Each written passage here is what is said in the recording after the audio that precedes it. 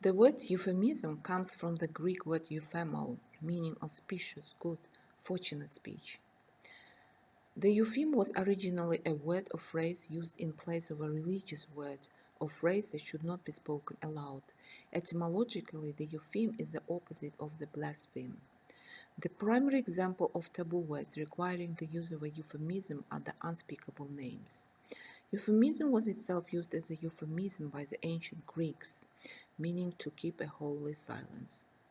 Euphemism is a substitution of an agreeable or less offensive expression in place of one that may offend or suggest something unpleasant to the listener, or in the case of doublespeak, to make it less troublesome for the speaker. It also may be a substitution of a description of something or someone rather than the name, to avoid revealing secret, holy or sacred names to the uninitiated, or to obscure the identity of the subject of a conversation from potential eavesdroppers. Euphemisms and the process of euphemizing have the following characteristics. A euphemism is an expression substituted for another expression which has acquired a negative connotation. A euphemism is an expression which is a synonym for a word or phrase of lower status. A euphemism is an expression deliberately created to raise the status of a concept.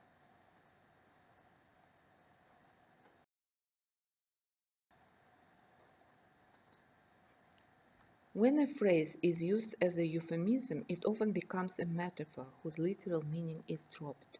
Euphemisms may be used to hide unpleasant or disturbing ideas, even when the literal term for them is not necessarily offensive. This type of euphemism is used in public relations and politics, where it is sometimes called doublespeak.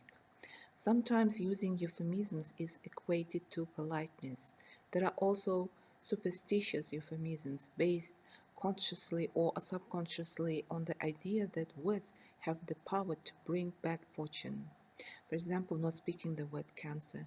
Instead of this, the descriptive way is used, a mortal disease. The doctors use technical terminology when discussing cancer in front of patients.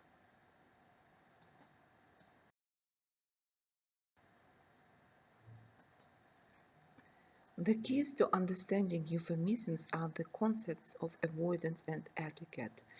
We euphemize when we are avoiding giving offense.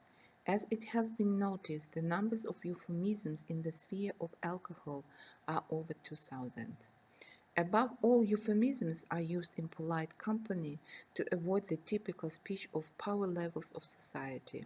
This term refers to the substitution of a milder expression for a harsh or unacceptable one. This includes classical euphemisms such as pass on for die. The English language contains numerous euphemisms related to dying, to death, and the people and places which deal with death. The practice of using euphemisms for death is likely to have originated with the magical belief that to speak the word death was to invite death. Here are some humorous expressions to refer to death. For example, to meet your maker. He has gone to meet his maker. 6 feet under. I won't worry about money when I'm 6 feet under. Pushing up daisies. Last year I heard about him. He's pushing up daisies.